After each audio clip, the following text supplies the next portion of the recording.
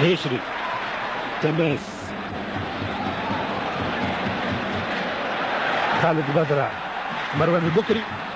مروان البكري يحاول يمر طيبة منه مروان البكري للجهة اليسرى حسن القابسي يفتتح النتيجة لفريق الترجي الرياضي التونسي في 43 دقيقة من الشوط الأول. هدف جميل وعمل كبير جدا، أقول كبير جدا لمروان البكري.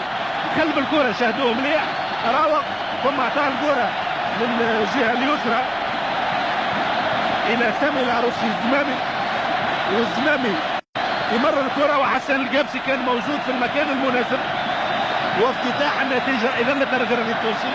والجماهير الغفيرة هنا في الملعب الأولمبي بالمنزل تفرح بهذا الهدف اللي يأتي إذا دقيقة قبل نهاية الشوط الأول عن طريق حسن القابسي. لكن ثم 90% من الهدف هذا، يعني ما فماش كلام. مروان البكري